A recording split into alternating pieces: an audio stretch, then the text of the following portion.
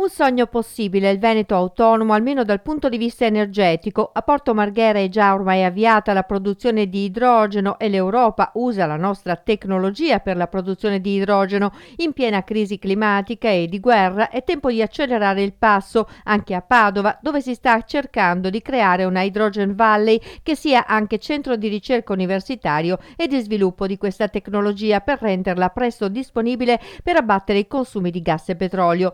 I progetti sono legati ai fondi del PNRR. A che punto siamo?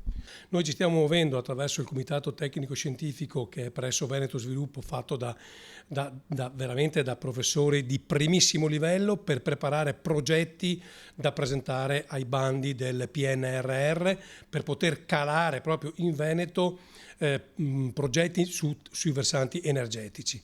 E stiamo lavorando anche con Confindustria Vicenza, perché lì c'è un distretto che tocca Padova, Vicenza e Verona del riscaldamento, dove siamo già in grado di produrre tecnologia per avere il riscaldamento fatto con l'idrogeno. In Austria e in Germania usano la nostra tecnologia prodotta qui per fare questo. Insomma, abbiamo molte idee. A Padova in particolare c'è l'idea con cui stiamo lavorando, su cui stiamo lavorando con l'Università di Padova, di una Hydrogen Valley dove venga studiato, prodotto e usato idrogeno.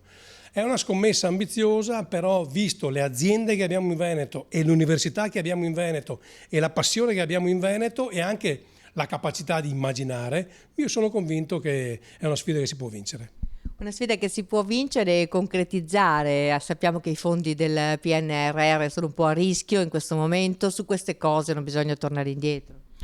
No, assolutamente. Ecco, se c'è una cosa buona di questa guerra drammatica, che di buono non ha nulla, come è evidente, è che ha squarciato un velo di ipocrisia che c'era. Abbiamo fatto finta di fare energie rinnovabili fino all'altro ieri, abbiamo fatto finta che ci fossero paesi in Europa che erano all'avanguardia nel settore delle energie rinnovabili, così non è. Quindi credo che il fatto che siamo tutti nella stessa barca e che siamo tutti costretti a rivedere le nostre direttive sia un segnale di forza perché tutti facciano qualcosa. Un futuro a idrogeno quanto tempo prevede? È una visione futuristica o ci sono delle tappe concrete?